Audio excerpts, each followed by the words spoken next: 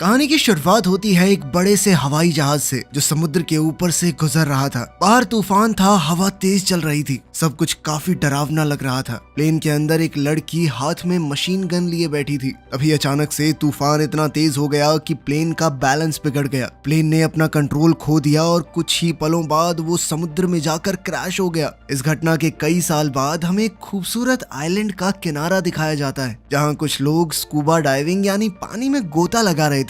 यहीं पर हमें जेरी दिखाई दिया जो एक स्कूबा इंस्ट्रक्टर है। जब वो पानी से बाहर आया तो उसका बॉस उसे डांटने लगा कि उसे इतनी देर क्यों लगी। जेरी गुस्सा हो गया और उसने बॉस को सीधा पानी में धकेल दिया। फिर शहर के दूसरे हिस्से में जेरी की गर्लफ्रेंड सैम दिखाई दी। जब सैम का काम खत्म हुआ वो जेरी के पास गई। जेरी उस वक्त अपनी बोट से पानी निकाल रहा था। उनके पास पैसों की थोड़ी तंगी चल रही थी। सैम ने उससे कहा कि चाहे तुम कितने भी गरीब हो, चाहे तुम ये फटी जर्सी स्कूटर पे ही घूमते हो, लेकिन मुझे तुम्हारे साथ रहना ही पसंद है। उस वक्त जेरी ने सैम को एक और बात बताई कि वो समुद्र में एक छुपे हुए खजाने को ढूंढने जा रहा है। पिछले तूफान के बाद किसी ड्राइवर को पानी के अंदर एक सोने की एंटीक आइटम मिली थी जिसे बेचकर अब वो काफी अमीर बन गया था। जेरी भी उसी उम्मीद में था। तभी जेरी पानी निकालते वक्त चोट खा बैठा। सैम मुस्कुराते हुए उसके पास आई और उसे संभाला। उसी वक्त एक बड़ी सी याट उनके पास से गुजरी। उस याट से एक आदमी चिल्लाया, जेरी। सैम ने उस याट की तरफ देखा और पूछा, वो कौन है? जेरी ने बताया कि वो जॉर्ज है। जॉर्ज ने चिल्लाकर बताया कि वो भी खजाना ढूंढने गहरे पानी में जा रहा है। फिर जॉर्ज ने जेरी से पूछा कि तुम मेरे साथ काम करना चाहोगे?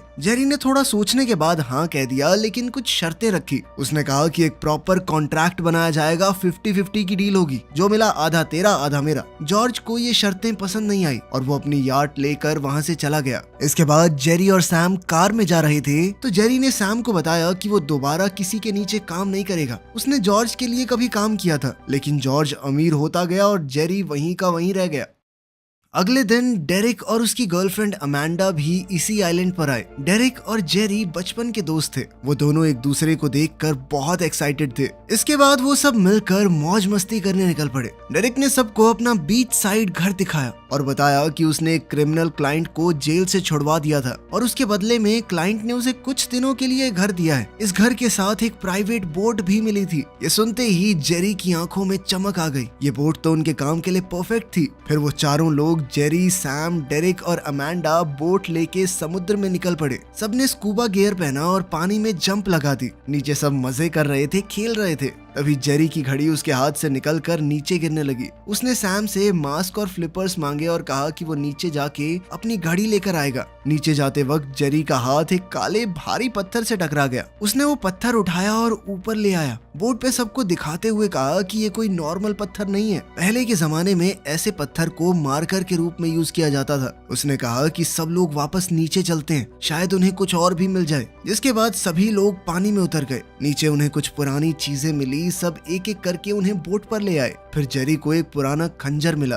उसकी मयान सोने की थी और हैंडल पर डायमंड्स लगे हुए थे। जेरी जानता था कि इस खंजर की कीमत बहुत ज्यादा होगी। अब सबका इंटरेस्ट और बढ़ गया। फिर जेरी को पानी के नीचे एक क्रैश्ड एयरप्लेन दिखा। ये वही प्लेन था जो कहानी की शुरुआत में क्रैश हुआ था। चारों उस प्लेन के पास गए। अमांडा ने जब अंदर झांका तो उसे एक लाश दिखी। उसका चेहरा पानी और वक्त की मार की वजह से पूरी तरह खराब हो चुका था। वो डर गई और तुरंत ऊपर चली आई। अब बाकी बचे तीनों प्लेन के अंदर चले गए। वहाँ उन्हें रेड पैकेट्स मिले। डेरेक ने एक पैकेट फाड़ा तो उसमें पाउडर था, लेकिन ये कोई मामूली पाउडर नहीं, कोकेन थी। वो पूरा प्लेन कोकेन से भरा था। डेरेक ने एक पैकेट उठाया और बोट पर वापस आ गया। थोड़ी देर बाद सैम ने वो पैकेट देखा और उसे समुद्र में फेंकने लगी। डेरेक ने उसे रोका, लेकिन तब तक जेरी वापस आ गया। बिना कुछ बोले उसने सोने का खंजर निकाला, पैकेट को काटा और सारी कोकेन समुद्र में डाल दी। रात को डेरिक ने जेरी से पूछा कि क्या वो सच में मान रहा है कि वहाँ खजाना हो सकता है। सैम ने बताया कि बड़े तूफान अक्सर समुद्री तल को हिला देते हैं, छुपी चीजें बाहर आ जाती हैं। जेरी ने कहा कि कुछ दिन पहले यहाँ एक बड़ा बवंडर आया था, शायद उसने भी कई कीमती चीजों को बाहर निकाल दिया हो। सैम ने भी बताया कि अगर किसी को कोई खजाना या कीमती सामान मिले तो उसके लिए एक लीगल क्लेम फाइल करना पड़ता है। अब सैम का कहना था कि उस जगह पर वापस जाना आसान नहीं होगा, कुछ सामान की जरूरत पड़ेगी और एक मजबूत नाव की भी। लेकिन फिर डेरेक को याद आया कि वो एक आदमी बेजिल को जानता है जो उन्हें पैसे दे सकता है। सब उसकी बात मान गए कि वक्त आने पर ही किसी को बताएंगे। इसके बाद वो सब एक मरीन सप्लाई शॉप में गए, बोट और बाकी का सामान लेने। दुकानदार ने उन्हें उनके मतलब की चीजें दिखाई और कहा कि $30,000 लगेंगे। ये सुनते ही सबका मूड खराब हो गया। डेरेक ने बताया कि उसका सब कुछ पिछले मिशन में चला गया और अब वो बिल्कुल कंगाल है। अगले दिन किसी तरह उन्होंने थोड़ा बहुत पैसा जोड़ के कुछ चीजें ले ली और वापस क्रैश साइट पर गए। जेरी और डेरेक पानी के नीचे जाके मलबा हटा रहे थे, तभी अमांडा चुपके से प्लेन के अंदर गई। हालात थोड़े मुश्किल हो गए जब उसकी ऑक्सीजन पाइप कट गई। ऊपर जाकर जेरी ने जब डेरेक से अमांडा के बारे में पूछा तो डेरेक ने जवाब दिया कि मुझे लगा वो तेरे साथ है। जेरी तुरंत चौकन्ना हो गया, एक नया ऑक्सीजन सिलेंडर लेके उसी प्लेन के अंदर गया। प्लेन के कोने में जहाँ पानी नहीं था उसे अमांडा दिखाई दी। उस छोटी सी जगह में सांस लेना उसके लिए मुश्किल हुआ पड़ा था। जेरी ने गुस्से से पूछा कि तुम यहाँ क्या कर रही हो? अमांडा ने कहा कि मैं तुम्हें ढूंढने आई थी, लेकिन जेरी उसके झूठ को समझ गया। बिना कुछ कहे उसे निकाल कर वापस बोट पर ले आया। सब लोगों ने मिशन को वहीं रोक दिया और आइलैंड पर लौट आए। अब उन्होंने जो कुछ भी समुद्र से निकाला था उसे केमिकल ट्रीटमेंट से एक एक करके साफ किया। जब पहला आर्टिफैक्ट केमिकल से बाहर निकला, सबकी नजर उस पर टिक गई। वो एक अजीब सी पुरानी सी गन थी, उसके ऊपर कुछ लिखा भी हुआ था। अमांडा ने नजदीक जाकर देखा और कहा कि ये वर्ड रोमन लैंग्वेज का लगता है। डेरिक हैरान हो गया और उसने पूछा कि क्या ये किसी रोमन शिप का हिस्सा हो सकती है। डेरिक ने लिखे हुए उस शब्द का मतलब सोचना शुरू किया और उसने कहा कि ये लूट या समुद्री लुटेरों से जुड़ा हुआ कुछ शब्द है। तभी टीम को एक और चीज मिली, एक पुरानी चांदी की घंटी जिस पर एक मैप बना हुआ था। सबसे बड़ी बात, वो मैप उसी जगह का था जहाँ वो लोग खड़े थे। अब ये पहेली और दिलचस्प होती जा रही थी। सैम ने एक पुरानी किताब से एक पैरा पढ़कर सुनाया। उसमें सिल्वर 4920 का जिक्र था और एक खतरनाक समुद्री डाकू का भी, जिसका नाम था डेल्मस थॉमस।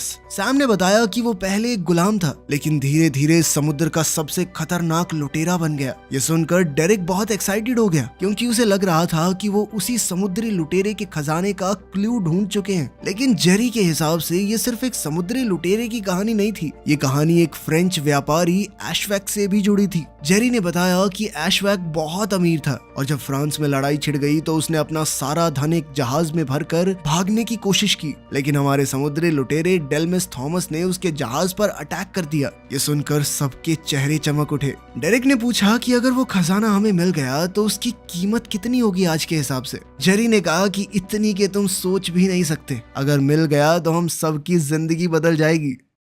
अगली सुबह सब वापस समुद्र के अंदर जाने की प्लानिंग कर रहे थे, लेकिन इस बार जेरी ने अमांडा को कोई बहाना बना के डाइव करने से रोक दिया। फिर टीम मेटल डिटेक्टर्स लेकर समुद्र के अंदर स्कैन करने लगी। तभी मशीन ने हल्का सा बीप किया, शायद उन्हें खजाने का असली रास्ता मिल गया था। पानी के नीचे सब लोग उस जगह की मिट्टी हटा रहे थे। वहीं बोट पर अमांडा अकेली थी। वो मैप के ऊपर एग्जैक्ट लोकेशन नोट कर रही थी, हर एक डिटेल के साथ। वहीं नीचे जेरी और डेरेक को एक बड़ी सी तोप मिली। लगता है ये उसी जहाज का हिस्सा है जिसे वो लोग तलाश रहे थे। वो तोप इतनी भारी थी कि उसे रस्सी बांध के ऊपर खींचने का प्लान बनाया गया। तभी अमांडा ने देखा कि एक कोस्ट गार्ड पुलिस की बोट उनकी तरफ बढ़ रही थी। नीचे सैम भी डेंजर को महसूस कर रहा था। सबके चेहरे टेंशन से भर गए थे। अगर पुलिस ने उन्हें इल्लीगली कुछ भी निकालते हुए देख लिया तो सब कुछ छिन जाएगा। अब जेरी, डेरेक और सैम नीचे छुपे रहे, पुलिस के चले जाने के इंतजार में। लेकिन तभी एक और बड़ी दिक्कत आ गई। जेरी की घड़ी बीप करने लगी। इसका मतलब था कि उसका ऑक्सीजन सिलेंडर खत्म होने वाला है। अब उनके पास कोई ऑप्शन नहीं था, उन्हें तोप को नीचे ही छोड़ना पड़ा। जैसे ही उन्होंने हवा से भरे बैग्स की हवा निकाली तो डेरेक का हाथ अचानक उस कैनन के नीचे फंस गया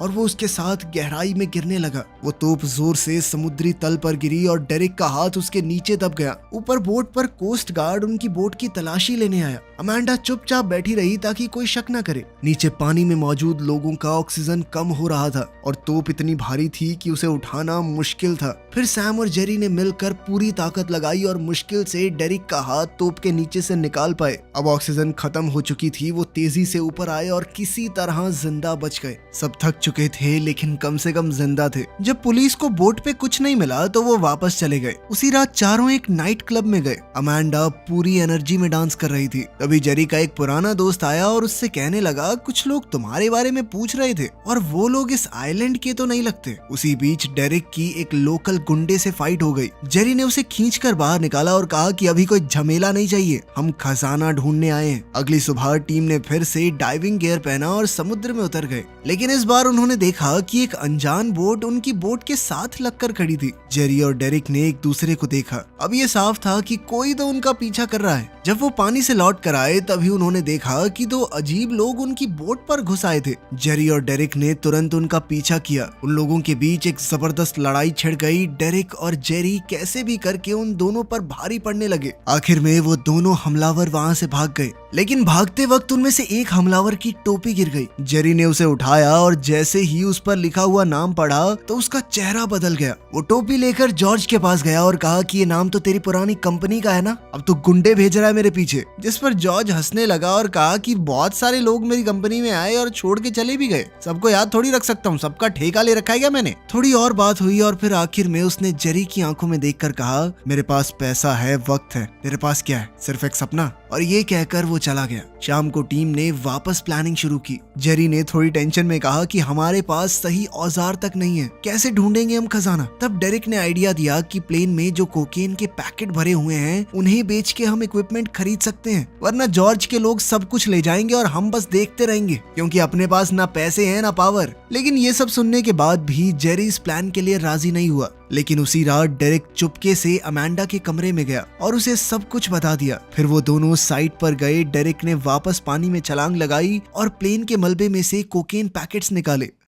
अगली सुबह डेरिक सीधा गया उसी नाइट क्लब के ओनर प्रिम के पास, वही खतरनाक गैंगस्टर जिससे पहले उसका झगड़ा हुआ था। कुछ देर बाद जेरी को कॉल करके डेरिक ने बुलाया। जब जेरी बोट पर पहुंचा तो डेरिक, अमांडा और प्रिम अपने लोगों के साथ पहले से वहां खड़े थे। प्रिम ने गुस्से में कहा कि मेरा माल चुरा के मुझे ही बेचने ला रहे हो, मैं इस आइलैंड का बॉस हूँ। उसने एक बैग डेरिक के सामने फेंका। उसमें वही कोकेन पैकेट्स थे जो प्लेन से निकाले गए थे। जेरी ने बैग देखा और समझ गया कि डेरिक को ये कोकेन कहाँ मिली। अब बात सिर्फ खजाने की नहीं थी। प्रेम ने कहा कि मुझे ये पैकेट्स चाहिए, कहां से लाए हो फर्क नहीं पड़ता, अगर वापस नहीं मिले तो बुरा होगा। जेरी ने समझाने की कोशिश की, कहा ये सब उन्हें बस मिल गया था, लेकिन प्रेम कुछ भी सुनने को तैयार नहीं था। उसने बंदूक निकाली और सीधा जेरी के चेहरे पर तान दी। बंदूक के बाहर निकलते ही अब ये सारा खेल जिंदगी और मौत का सवाल बन चुका था। लेकिन खुद को संभालते हुए जेरी ने कहा कि हमारे पास कुछ है ही नहीं, लाके कहां से दें, समुद्र से निकाला है हमने। सारे पैकेट निकालने के लिए कुछ औजार चाहिएंगे, एक बड़ी बोट लगेगी। अब इस काम को पूरा करने के लिए उन्हें जो भी चीजें चाहिए थी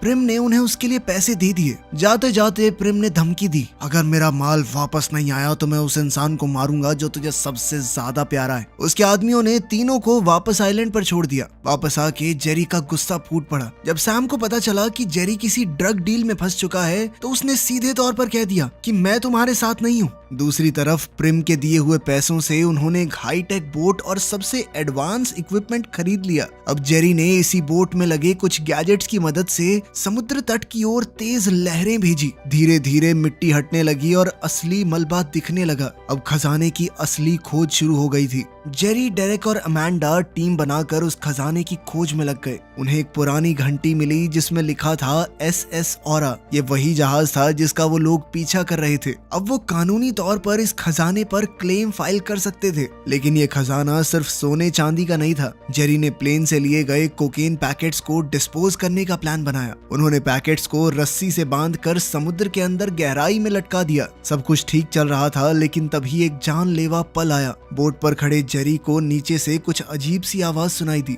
बिना वक्त गवाए वो पानी में कूद गया। नीचे जाके उसने देखा कि एक शार्क ने अमांडा के ऊपर हमला कर दिया था। जेरी उसे ऊपर बोट तक ले आया, लेकिन देर हो चुकी थी। अमांडा ने सांस लेना बंद कर दिया था। हॉस्पिटल ले जाने पर डॉक्टर ने कंफर्म किया कि अमांडा मर चुकी है। डेरिक पूरी तरह टूट गया। तभी सैम जेरी से मिलने आई, लेकिन उसी वक्त जेरी के फोन पर प्रिम का कॉल आया। प्रिम ने उससे पूछा कि पैकेट्स लाए हो। जेरी ने गुस्से में जवाब दिया कि वहाँ एक हादसा हो गया और उनकी एक दोस्त इस बीच मर गई। प्रिम तुरंत अपनी कार से निकला और जेरी की तरफ बढ़ने लगा, लेकिन जेरी कार को स्टार्ट करके भाग निकला। प्रिम और उसके आदमी उसका पीछा करते रहे और थोड़ी दूर जाके जेरी ने कार रोकी और डेरिक से सैम को घर ले जाने को कहा। इसके बाद जेरी प्रिम के आदमी फिन से मिला। इस बार जेरी के पास एक प्लान था। उसने फिन को एक सीक्रेट जगह ले जाकर SS ऑरा जहाज की वो घंटी और सोने का खंजर दिखाया। फिन जानता था कि ये सब कोकेन से 10 गुना ज्यादा कीमती है। जेरी उसे ये सब कुछ देने के लिए तैयार था, लेकिन इस शर्त पर कि अब से फिन उसका आदमी बन के रहेगा। फिन मान गया, जिसके बाद जेरी और फिन प्रिम की बोट पर पहुंचे,